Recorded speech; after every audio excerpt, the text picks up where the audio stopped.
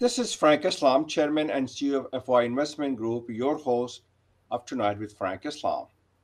Today, our guest is Waseem Abbasi. Waseem is an investigative journalist working with the Newz International, which is Pakistan's largest English daily. So, thank you for coming to our show, Waseem. It's nice to see you. So, let me start out asking you, what do you think about the status of the freedom of press in Pakistan, considering the fact that freedom of press is the cornerstone of democracy? We need to praise the free press, not to bury it. And in order for democracy to flourish, it is important to have the freedom of expressions and freedom of press. So let me hear some of your thoughts, Waseem. Thank you, Frank. First of all, thank you for inviting me to this prestigious forum, and it's an honor to talk to you. Well, I agree with you that freedom of press is a basic tenet of democracy, and it is actually a very important cornerstone of democracy. And in Pakistan, we used to have a very vibrant electronic media and print media as well. And now there is a social media very active with very active user base. But unfortunately, for last few months, the status of freedom of expression has been on a constant decline. And for last few months, we have been seeing constant efforts to undermine the freedom of expression in Pakistan. There have been many writers complaining that their articles are not being published by the newspapers. There are complaints on TV that certain analysts are not allowed to speak, certain issues are not being covered, and certain political leaders are not allowed to actually express their opinion freely. And sometimes we see frequent beeps during their speeches. So, to indicate that they are not allowed to utter certain words, to So that's actually very troubling. It's very troubling and alarming, Waseem, isn't it? course, it is. There has been senior journalists complaining that they have never seen this kind of censorship ever since a worst dictatorial regime of General Zia in 1980s. There have been open censorship at that time, and there would be officers telling the media people what to publish and what not to publish. But this is a democratic regime, on face of it at least. But under this regime, you're not allowed to cover certain aspects. You're not allowed to publish certain stories and articles. You're not allowed to air some protest even by certain rights groups. So this is really alarming, and this is something unheard of in Pakistan for last few decades. So history is repeating itself in a bad way. Okay. So uh, tell me a little bit about we want to get into the fact that they are under increasing pressure from the government and the Pakistani journalist is under threat, correct? That's what you're saying. Actually, My question to you yeah, is: actually, is it important for journalists to reveal the truth and also ask the question to get the truth? And the fact of the matter is, the overriding responsibility of the media is to separate facts from fiction. So we're not going to be promoting a lot of fake news, right? of course, fake news is a big issue, and we are mindful of that as an industry and as journalists. We are mindful of fake news. It is a problem, like in United States, Pakistan is also facing this problem. All over the world, this problem is prevalent. But this new thing, this self censorship and government pressure is actually it's more dangerous than the fake news itself, because fake news could be filtered out, and people can decide what is fake and what is not fake, and you can fact check. But once you cripple freedom of expression, there is no news actually, and you don't hear facts and you don't hear opinions. And I would like to tell your audience that about the history of Pakistan. For last 70 years, half of Pakistan's age, have been ruled by military dictators. So, military establishment in Pakistan has a very powerful stake in Pakistani politics. That is why right now there is a democratic government in place. But the democratic government is actually powerless. There have been bars on some certain news channels. They have been barred from Pakistan's most of the areas, but the government could not do anything. It was not an order of government. It was not ordered by any elected body or any constitutional body. It was hidden forces that were closing down TV channels in certain areas of Pakistan, in most of Pakistan, in fact. And this was hurting their economy and their rating, and the channels were unable to pay salaries to their staff. So they were so much crippled that they came to terms with the powerful lobbies and powerful authorities, and they decided to change their policies and their outlook and their panels, and their coverage to appease to those powerful lobbies. And now they are actually they are restoring their coverage in all areas of Pakistan, but their coverage has changed. Their freedom has been curtailed, and their outlook is changed. So basically, it is worst in Pakistan. Nobody knows who is controlling media in Pakistan. Do you feel that you have to have a certain kind of a platform to protect the journalists, and you have to have the committee to protect the Pakistani journalists? And my other question is, do you believe that it will change after the July election? Well, At least you look yeah, at the this right. all censorship has. Sorry, if you want to complete, Go ahead. you go ahead. Yeah. Well, Do you of course, think it will change after the election is that's the election in July, as I understand it. So do you think it could potentially change? You have the absolutely. platform to make a change. I think elections will change it in a remarkable way, because some people actually believe, some media experts and journalists believe, that whole exercise is being conducted to influence the elections outcome. So basically, media is actually directed to portray a certain point of view. So I hope after the elections, these kind of censorship and these kind of curbs on media will stop. But on your second question about the need for protection, yes, of Yeah, the a most dangerous platform country. because there's a growing animosity towards the journalists. So you have to have platform to protect the journalists in Pakistan. Absolutely, there is a growing animosity, and I was telling that Pakistan is one of the most dangerous countries for journalists. Last year, there has been more than 150 attacks on journalists, and one third of these attacks took place in the federal capital of Islamabad. So this is an alarming situation, and there has never been more need for a united front of journalists to protect themselves. But unfortunately, in Pakistan right now, media houses are divided among different political thoughts and behaviors. So there is a lack of unity. But the journalist community is trying to establish some sort of a united platform to protect themselves. But right now, the situation is very dismal, and we are hoping that this will improve in coming weeks and months. Do you think that the media is practicing some kind of a self-censorship because of the ideology? They're not because of the ideology of some of the political narrative that the politicians trying to promote. Absolutely. Media is exercising a lot of self censorship, because some media houses who were actually trying to be independent have been tamed and to project a certain point of view. So learning from them, other media houses has started to actually behave so that the powers that be are not angry with them.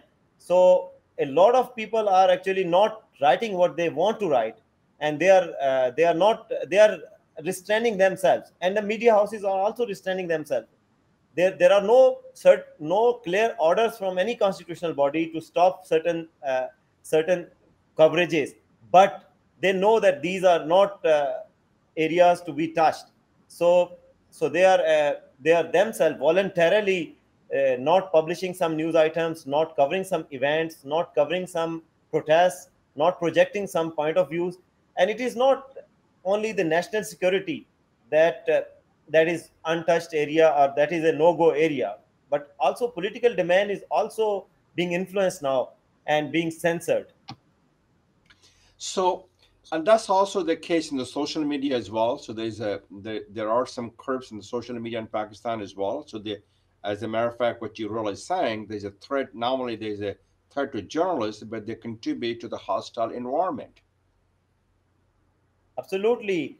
As I told you, now social media is also picking up in Pakistan. There is a vibrant social media user base. So there have been cases of arrest and disappearance of social media activists in very recent past. And most of them were not even attacking the political government. They were talking about judiciary, they were talking about military establishment, and they certainly got disappeared, arrested. So social media is also practicing self censorship, and although there are no special curbs right now being introduced on social media, but there are reports that the government or the authorities are thinking of placing some curbs right before the elections on social media. But social media activists are also living in this constant fear of reprisal from the authorities. You're absolutely right. So I have two questions on the topic. What can Pakistani Americans do to promote the self-expression, the freedom of press in Pakistan? And number two is what other world organization can do to help you to make sure that the Pakistan have the freedom of press? Well, I think the first help, we need to help ourselves. Basically, our journalist bodies has to get united and pose a united front to overcome this self censorship and these curves on media.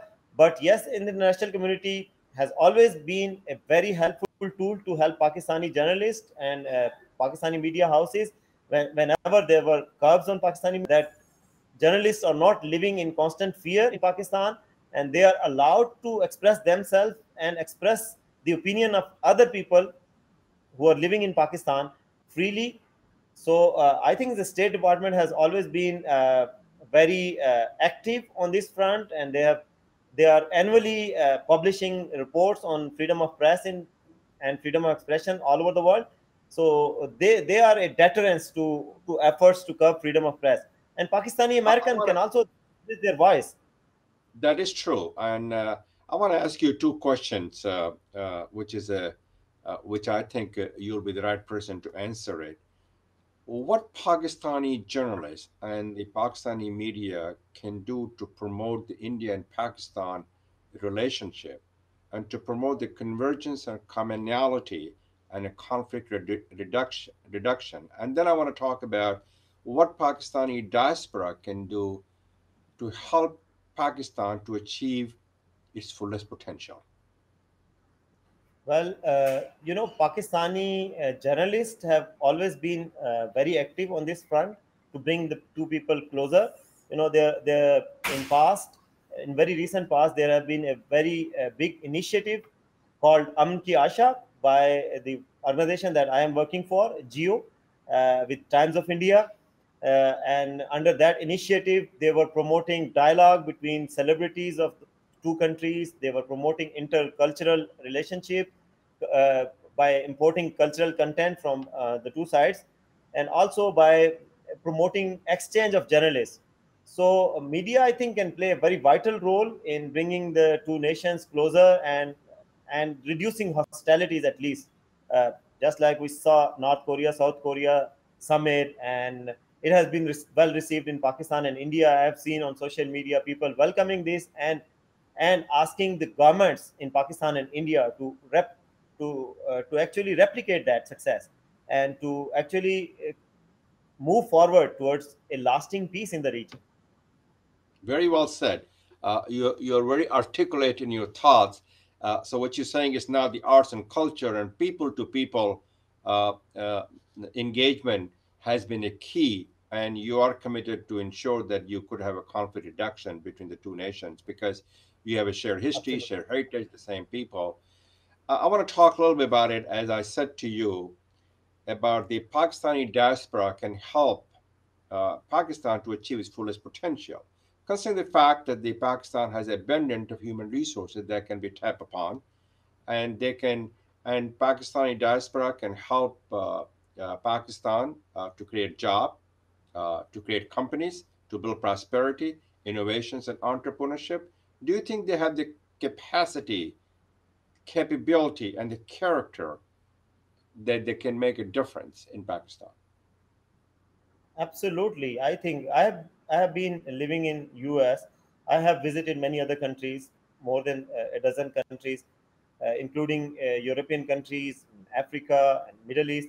And Pakistani diaspora is very active in all these countries, and they have the potential to actually help Pakistan, and they are already helping through foreign exchange, through uh, expertise. They are actually bringing expertise, human resource, knowledge, and they are bringing people closer, and they are already doing a lot, but they need to actually, there is a lack of concerted effort, a network of Pakistani diaspora. There are some organizations like Apna in US, but there Mhm. need to But be APNA more is a, active. yeah. Well, what I wanted to find out, Waseem, that the Indian diaspora has been very actively engaged in making a difference, have a strong impact and influence between India and the United States. The Pakistani diaspora have the potential to do so in terms of creating the jobs and also creating a company, and also to make sure that they can make a difference by being a philanthropist in Pakistan, helping Pakistan.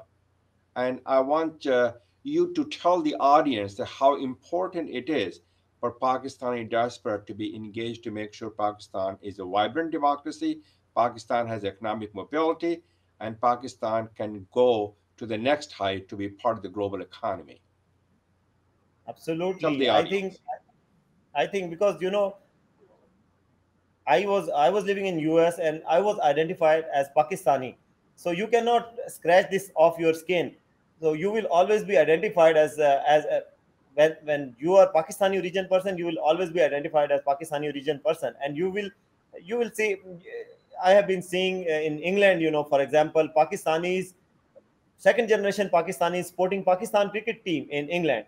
So it means basically you are identified with your roots, and you have to improve your ancestral land. Basically, in like Pakistani community has a responsibility to work for the improvement back home through philanthropy, through knowledge exchange, through whatever means that they can. They can actually actively participate in local politics back in US or in UK, and play a role in bringing the countries, the host country and Pakistan closer, and improving trade and relations between those countries. So I think they have a huge responsibility, and they have huge potential also. There's need for a will to act on the opportunities, and through this, I think they can play a vital role in uplifting their own nation and development of Pakistan. Which is an essential. So you're talking about people to people engagement from between the correct. That's what you, and in Yeah, addition, the absolutely, government to government absolutely. engagement. Right Yes. now, I do you believe that and I've seen there's about 300 to 1,000 students from India come to America. What about the students from Pakistan? What are the challenges they face to come to America in terms of going to the school over here, learning skills and abilities, and have the experience when they go back to Pakistan, they can create jobs and so on and so forth. Yeah. How does the Pakistani diaspora help them, Well, the next generation? Pakistani, quite a large number of Pakistani students also visit US for education and studies, and in fact, US government is also promoting this, and they are helping Pakistan through scholarships. One of the largest Fullbright program is conducted in Pakistan through Hmm. US State Department, and Pakistani parents are also they know the quality of education being imparted in US, so they are willing to send their students and their kids to US for studies and education. And these students, when they come back to Pakistan, they bring knowledge and experience and Yes. cultural experience, and so many other things. So they are actually uh, they are playing a vital role in improving Pakistan's quality of education, and also Pakistan's industry and all spheres of life. They are playing their role, and the society is actually moving forward because of this. So there is a need for more, more scholarships for Pakistani students, because some of the people cannot even afford to send the students. Yes, And you have. also there So are some visa. that's where the Pakistani diaspora can come in to help the students with their scholarship program. Correct? That's what you're saying. Absolutely, that's a great idea. Yeah, Pakistani diaspora, Pakistani organizations there, they can help generate scholarships and more opportunities for Pakistani students back home to come to US and to learn and study and then play their role for development of their own country. Before we depart, I would like to ask you one, not a question, but in terms of the Pakistani and India relationship, what are the challenges and issues that the two countries are facing? They are they're dividing them, and their bond and their relationship is not as good as it's supposed to be. Well, What are the issues and the challenges? I think being an Indian origin person, you know the history well. You know that India and Pakistan were divided in 1947, and the major issue between Pakistan and India is issue of Kashmir. There's a small state in north that is majority But Muslim that has population been state. going on since 1947, Absolutely, correct? but this is And it's a not going to be big solved in political one day, change. right? Of course, it cannot be, and it has not been resolved so far. But this is a thorn between these two countries. They Okay. have always been disputing on this issue. They say it should be resolved first, and then they can talk. But there have been lately efforts to actually to set aside this issue for certain time, and then move forward with people to people contact, with more trade, more investment, more linkages. So Very well that so said. that yeah, so that the people come closer to each other, and this will actually create a better environment to come to a peaceful resolution for Kashmir issue also. Well, you have said it very eloquently, and I would hope your message will be promoted all over the world that the two countries need to seek a common ground and to work for shared goals with shared responsibility, and in terms of the trade, commerce, investment, arts, and culture, and many things that can put the two countries together. So thank you very much, Waseem, for your time and for taking a time to interview us, and thank you for your thoughts. So this is Frank Thank you Islam so much, wishing you a Frank. great week. And go ahead, Waseem. Thank you so much, Waseem, go Frank. ahead. It's an honor to you, and it was great to speak to audience and to share my thoughts and to represent Pakistan on this global stage. Thank you so much. You're most welcome, and I hope you continue to do what you're doing to promote the freedom of press, freedom of expression, to human rights, civil rights. Those are the values that binds us together. And this is Frank Yeah. Islam wishing you a great week, and thank you for watching.